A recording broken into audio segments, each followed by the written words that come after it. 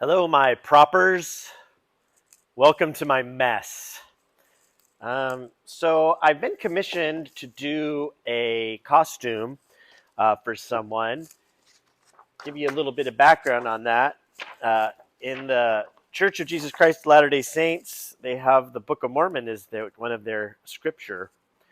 And this fella is named Captain Moroni.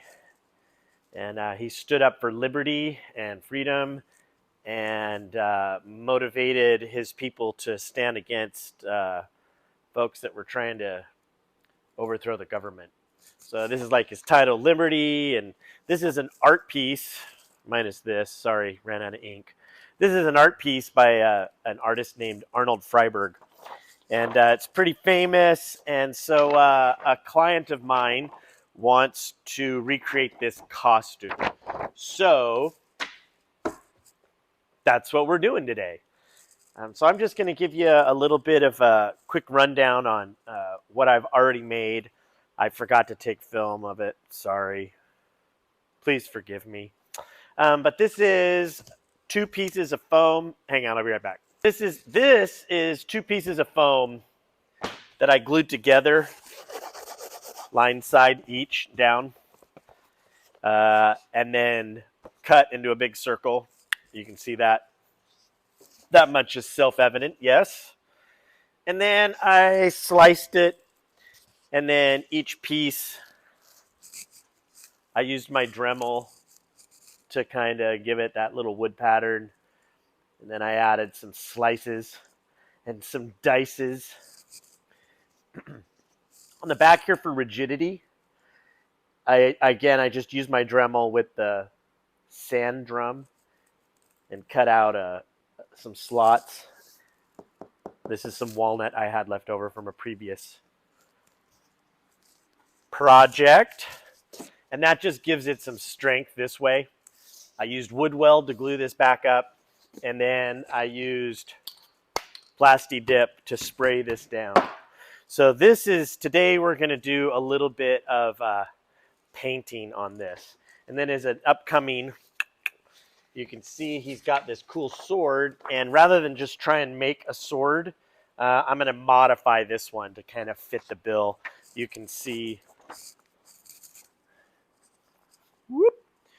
you can see he's kind of got, it's kind of brass.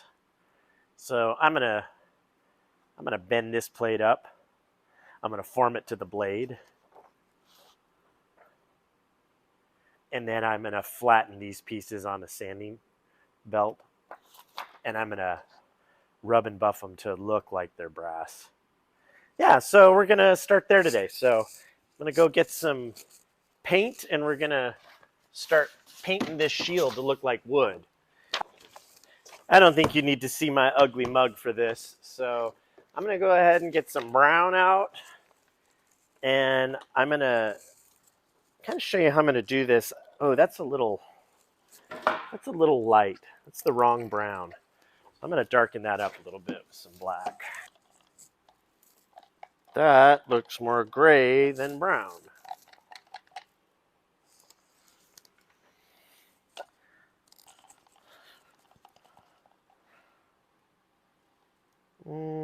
That'll work.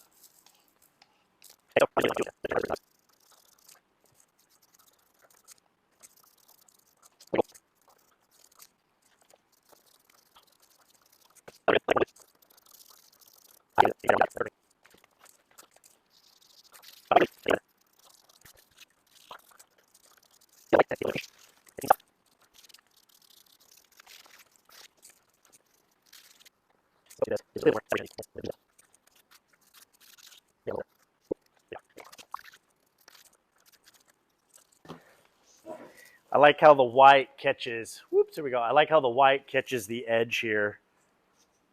Just adds some really good weathering. Well, that's pretty neat. So there we go. So before, after, boom. So I'm just going to put a little bit of clear polyurethane on here. Krylon, got this at Hobby Lobby. And this is just going to help seal that paint in.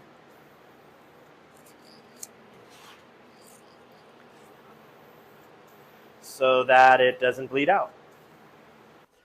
So what I'm doing today is I am wrapping the side of this. Bring it a little bit closer and make sure you can see that okay. Yeah, so I'm just wrapping the side of this. I'm putting some rubber cement on, and then I'm doing the same to these pieces, and then I'm wrapping it around to give it kind of like a hammered metal look. So yeah, I'll show you how I do that.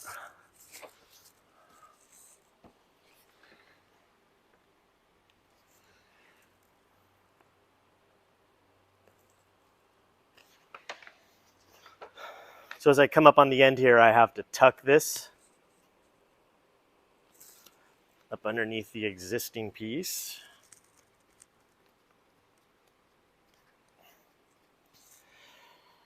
And then we just fold this over. Now, this is going to be a very battle-worn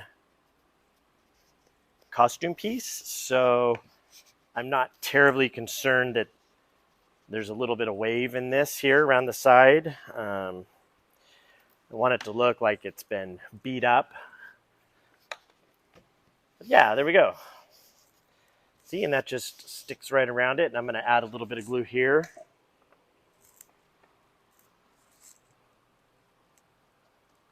Actually, it's not glue. I'm using wood weld. It's like a rubber cement. And when you put it on, you give it a couple minutes to just stop being like tacky. You don't want it to be wet. You don't want it to be like terribly tacky. And that means it's good to lay down. You do each side of the piece. You do each side that you're gluing on. So you glue it on the shield and you glue it on the rubber. And then you let each of those dry independent of each other. And then when it's flashed, so it's not wet anymore, then it'll stick to each other. If you do it too soon, sometimes it won't stick, but then all you have to do is just hold it, and then it's good. Yeah, so there we go. So now what I'm going to do is I'm going to tape this part off so that I can hit this with Plasti Dip. Actually, I'll hit it with the heat gun first. I'll make it look like it's been hit by a sword, and then I'll heat gun it, and then I'll tape it, and then I'll Plasti Dip it.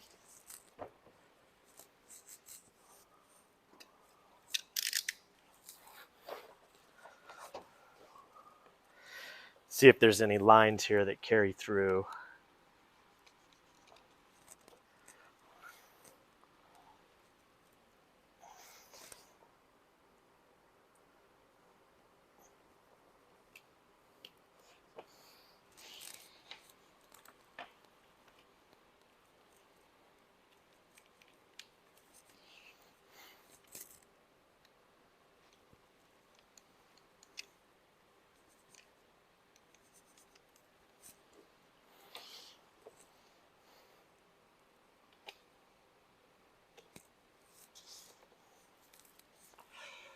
See, if he carries it up like that, this side's going to see a lot of damage.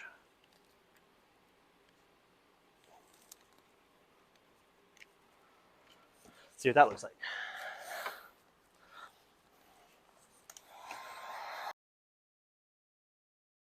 Actually, something else I'm going to do before I get to the Plasti Dip is I'm going to use my Dremel to create some rivets so it looks like this is like hammered on.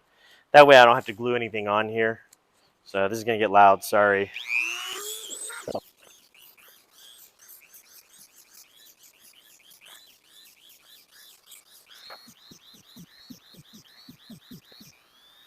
Do any of you hold your breath while you do this?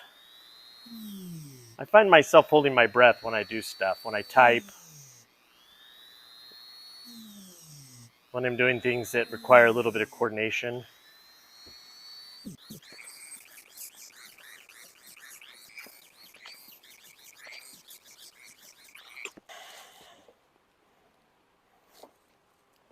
Cool.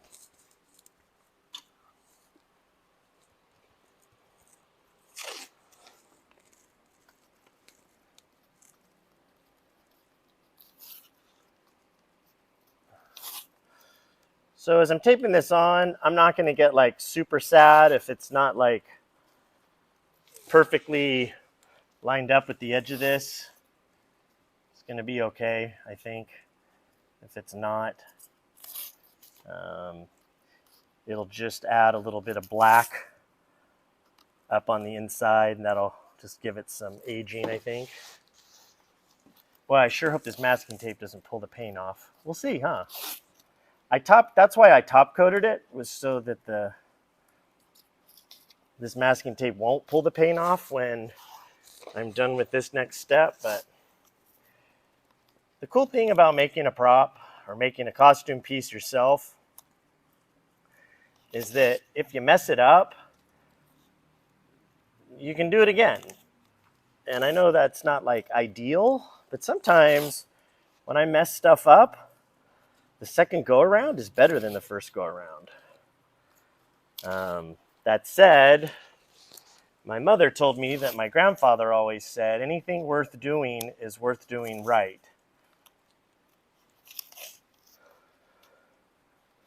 And when I was younger, I thought that meant the first time.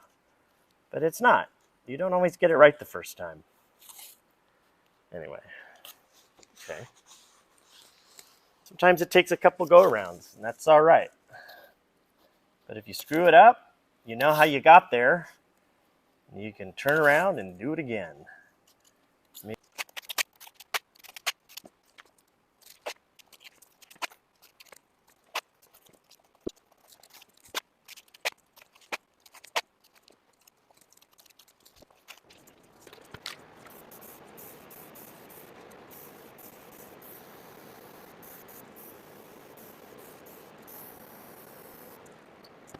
Okay, so now this is dry, and I'm going to use some of this stuff to paint the outside of it. I know I was saying I was going to do brass, but I'm going to do copper.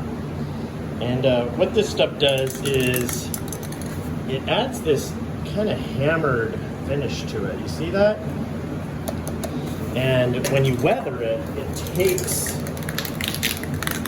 takes the weathering really well. Like when you put black on it or green for kind of oxidation. So I'm going to go that route.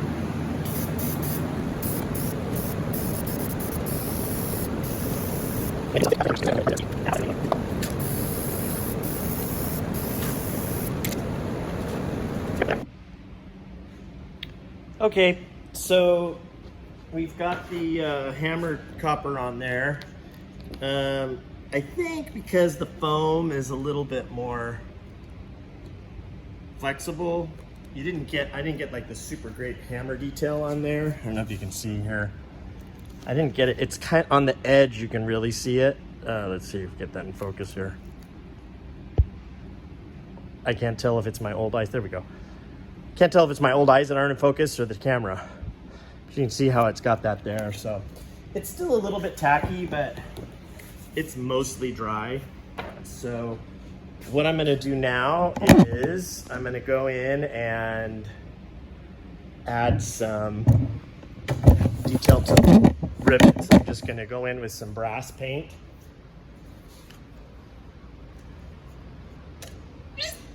Or some metallic paint. This is what I got. It's gold. It's gold. So not the best, but it's not the worst. And I'm just going to go in and I'm just going to hit these rivets just a little bit, just to give them some shine. And I'm not gonna go hit the whole thing because I'm really gonna put this wash all over it. I just wanna do a little bit here to offset it. Well, who's that? It sounds like we have a visitor coming into the McKinley Design Studio.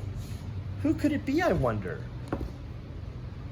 Well, look, everybody. It's my dad. Grandpa Dennis. Everyone say hello. Hello, how you doing? Having a good time with my son Ryan?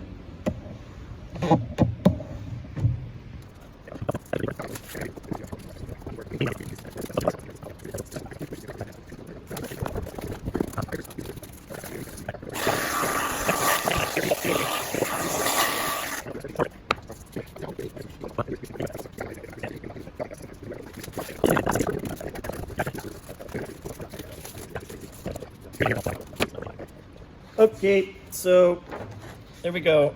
So you can still see the brass and you can still see the copper, but there's some of that sweet kind of dirty aging that we go for. So okay, here, moment of truth.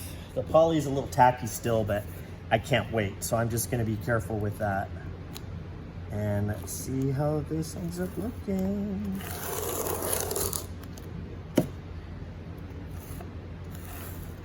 Why isn't that coming off?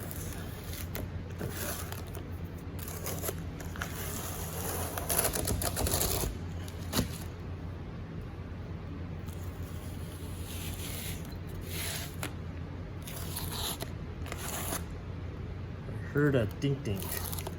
Is that my camera dying? I hope not. That was my hearing. Oh, okay.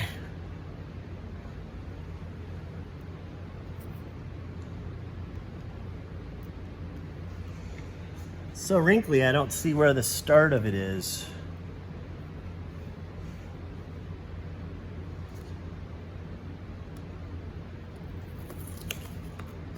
So,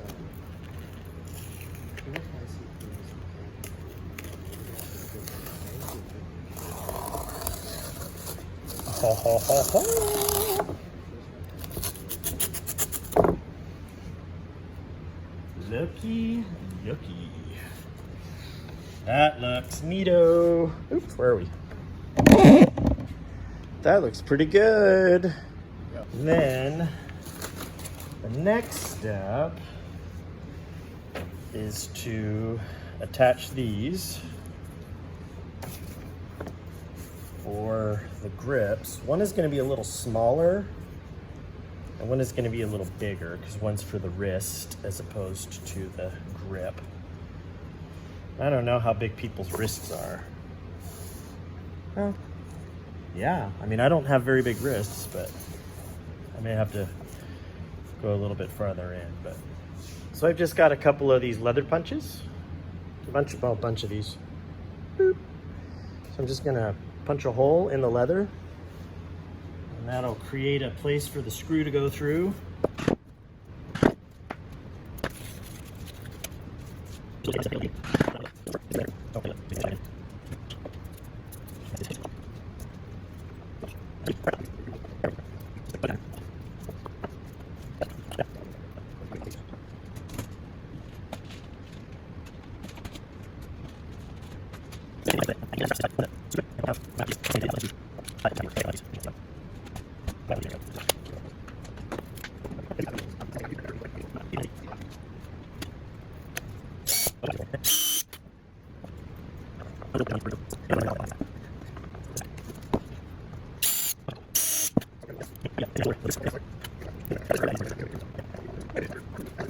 There it is. It's super lightweight, obviously. It's just foam. I may have to make that hand strap a little smaller. But there we go. There we go. Foam shield. Leather on the inside. I'm going to add a little bit of darkening to these so they don't stand out so much. But that should do it. One shield done.